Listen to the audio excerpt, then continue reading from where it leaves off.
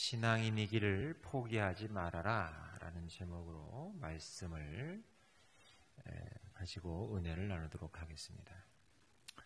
요즘 보면 텔레비전마다 종편이라고 하죠. 케이블 채널마다 깊은 산속 이런데 오지 같은 곳에 들어가서 홀로 떨어져서 살고 있는 그런 분들의 이야기를 담은 방송들이 있더라고요. 나는 자연인이다 같은. 보셨는지요?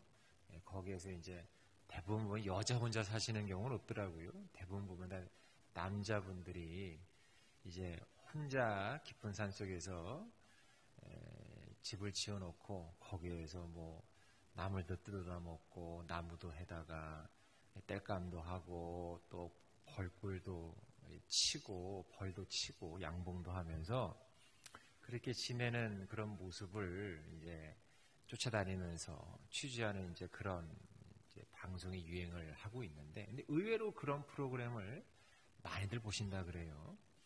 그러니까 아마 나중 되면 나도 한번 저런 데서 살아봤으면 좋겠다 하는 그런 생각들이 좀 있으신 것 같아요. 동경하는 그런 게. 어쨌든지 간에.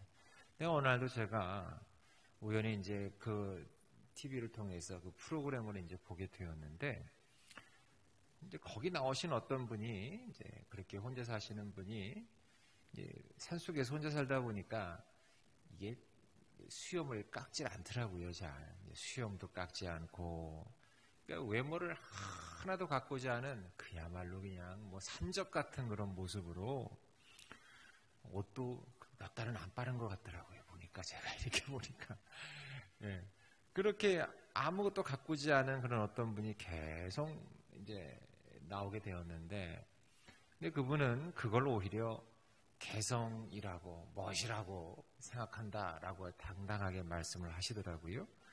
근데 옆에서 TV를 같이 보던 제 아내가 혼잣말로 그렇게 얘기하더라고요. 아휴, 난 저런 사람 싫어요.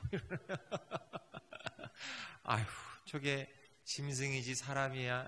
이러는 거예요. 짐승이지 사람이야. 저건 개성이 아니고 게으른 거야. 그러더라고요. 게으른 거라고. 2차 세계대전 때 아시죠, 여러분? 2차 세계대전, 독일이 일으킨 2차 세계대전 때 유대인들이 많이 이제 포로로 끌려왔지 않습니까? 그래서 수용소 아우슈비츠 같은데 이제 그런 여러 군데 이제 포로 수용소에 이제 가둬놓고 그들을 죽였잖아요. 여러 가지 방법으로 유대인들을 학살을 했어요. 독일 군인들이. 그래서 잔인한 게 이제 자기들 이제 생체 실험을 유대인들을 통해서 이제 하게 된 거지요.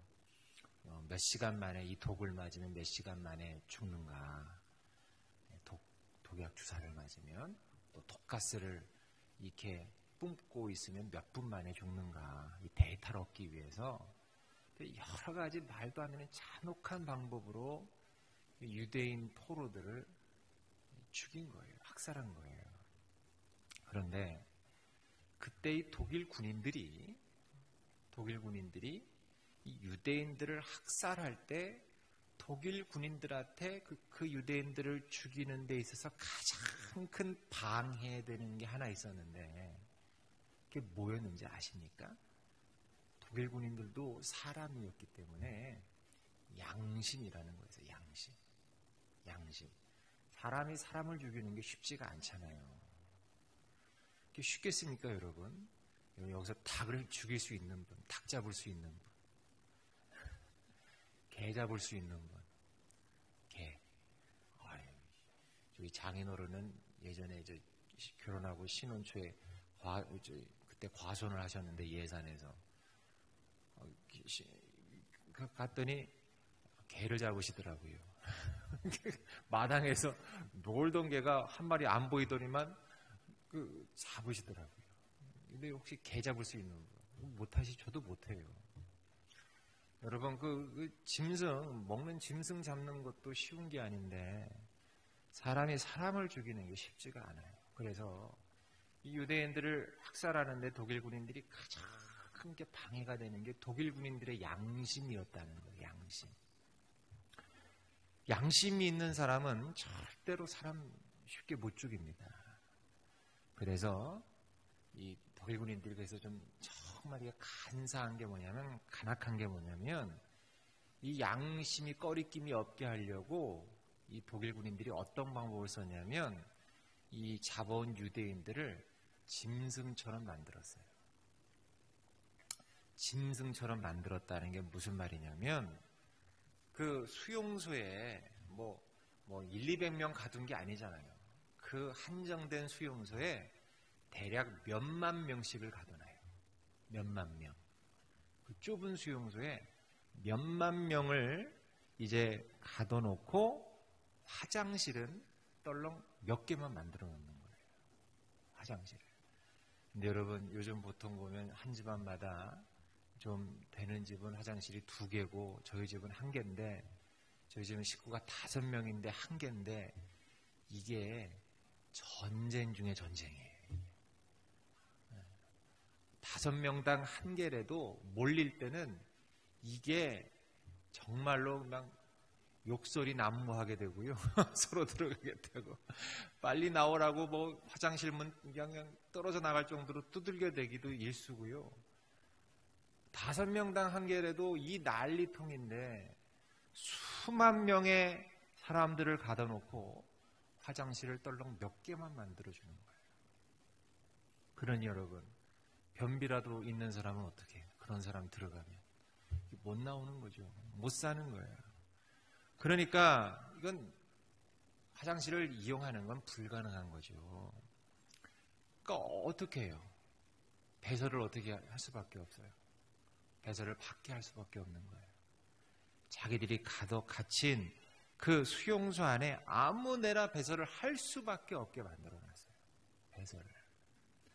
그러니까 처음에는 유대인들도 그거 다 쳐다보는 데서 그거 배설을 하는 게 쉬웠겠어요? 그런데 급한데 어떻게 해요? 화장실은 못 가고. 그러니까 처음에는 주저주저하면서 못 사다가 나중에는 이제 어쩔 수 없으니까 마치 이제 누가 보든지 안 보든지 간에 아무런 부끄러움이 없어지더라는 거예요.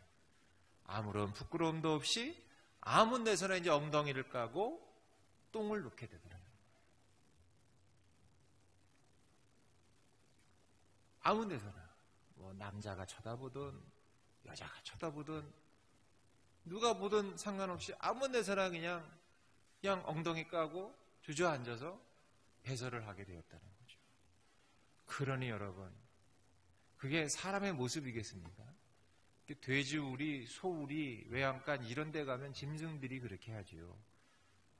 누가 사람이 쳐다보든지 말든지 그냥 시도 때도 없이 그냥 배설을 하는 것처럼, 그렇게 유대인 포로들이 수용소에서 그냥 배설을 하는, 마치 짐승처럼 다른 사람들이 보든 말든 부끄러움도 없이 그렇게 배설하는 모습을 보면서, 그 모습을 본 독일 군인들이 유대인 포로들을 인간으로 보지 않게 되었다는 거예요. 인간으로 보지 않고, 저건 정말 짐승이네. 얼마나 더러웠겠어요. 그냥 수용소가 완전히 그냥 오물투성이 아니었겠습니까? 그런 데서 뒹굴면서 싸대는 그런 사람들을 보면서 저건 인간 아니라고, 저거는 개 돼지라고. 그렇게 해서 그렇게 짐승으로 여기게 되니까 그때부터는 유대인들을 쉽게 학살할 수 있었다라는 얘기입니다. 그런데 그 아비규환의 그 포로 수용소에서도 마지막까지 살아남았던 사람들이 있었을까요? 없었을까요? 있었어요. 그런데 그 사람들의 공통점이 있는데 뭐냐? 그 사람들은 인간이기를 포기하지 않았던 사람들이었어요. 인간이기를. 그 포로들에게는 아침마다 말이에요, 하루에 한 컵씩의 물이 주어졌어요. 한 컵씩의 물. 한 컵씩의 물이 주어졌는데, 보통 사람들은 그 주어진 물을 목마르니까 그 물을 그냥 다 마셔버리고 만 거예요. 한 컵밖에 안 주니까 얼마나 그 목이 타고 마르겠습니까? 그래서 그 물을 보통 사람들은, 대부분의 사람들은 다 그냥 그 자리에서 마셔버리고 말았는데, 이 살아남은 사람들은 그 물을 다 마시지 않았다는 거예요. 비록 한 컵의 물이지만 그 물을 조금만 마시고 남겨가지고 남은 물을 가지고 바닥에 있는 날카로운 돌 혹은 유리 조각, 이걸 가지고 뭘 한 줄 아십니까? 면도를 한 거예요.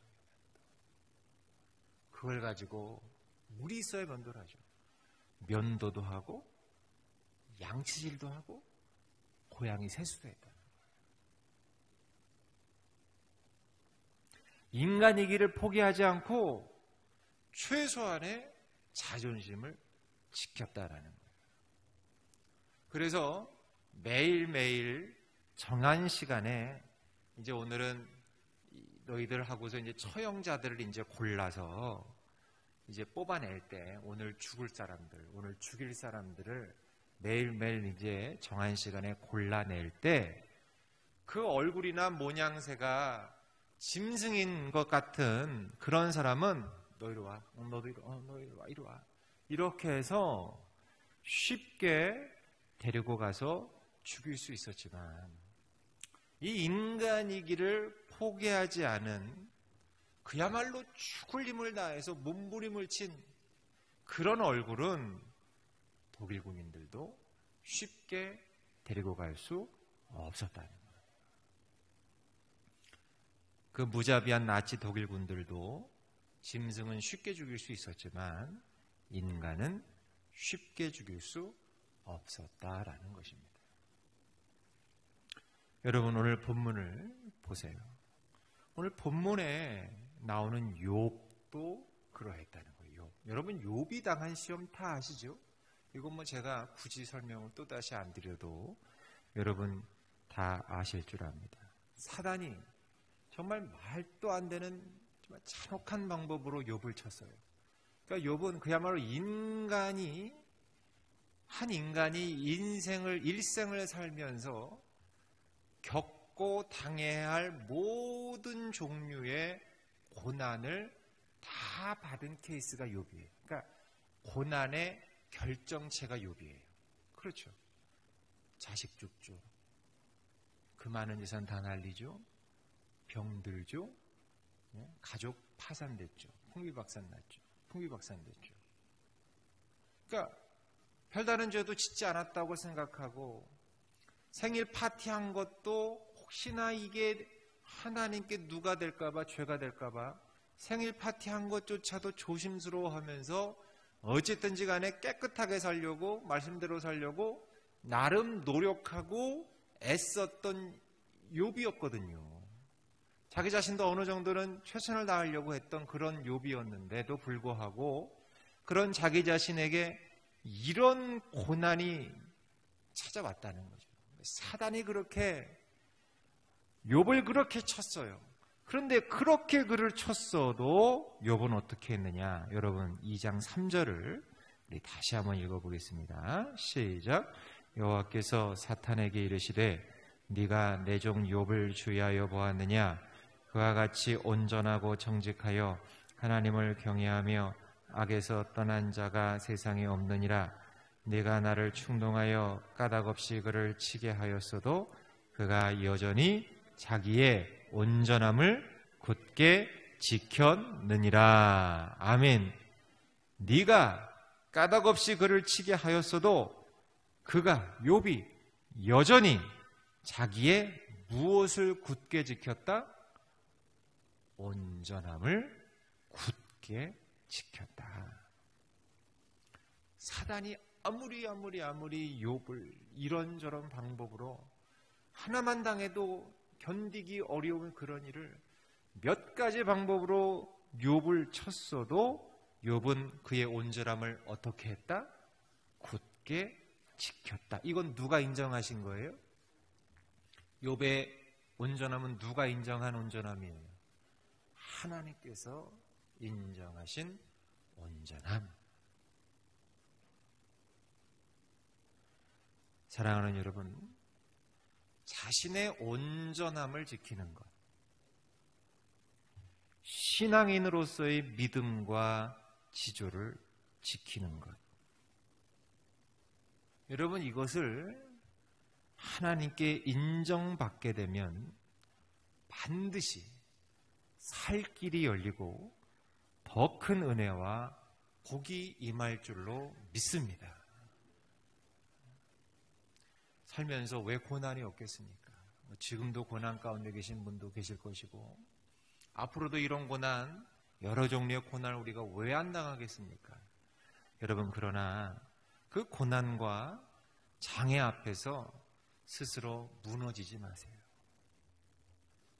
인간이길 포기하지 않았던 포로들이 끝끝내 살아남았던 것처럼 여러분, 우리도 하나님의 자녀임을, 또 신앙인임을 여러분 포기하지 맙시다. 어떤 일이 있어도 포기하지 맙시다. 짐승이 되면 죽는 거예요. 짐승이 되면 죽는 거예요. 아, 이젠 끝났다. 방법이 없다. 그래서 스스로 자포자기하고 다 놔버리면 정말 죽는 거예요. 나 최후까지 끝까지 욥처럼 온전함을 곧게 지키게 되면 우리 하나님께서 반드시 살 길을 열어주시고 더 큰 은혜와 복을 우리에게 내려주실 줄로 믿습니다. 오늘 이 말씀 기억하셔서 욥이 받은 이 인정, 온전함을 굳게 지켰다라는 그 인정, 그 도장을, 하나님의 도장을 저도 받고 여러분도 받아서 정말 욥처럼 오히려 더 큰 은혜와 복을 받아 누리시는 저와 여러분 모두가 되시기를 주의 이름으로 간절히 축복합니다. 기도하겠습니다.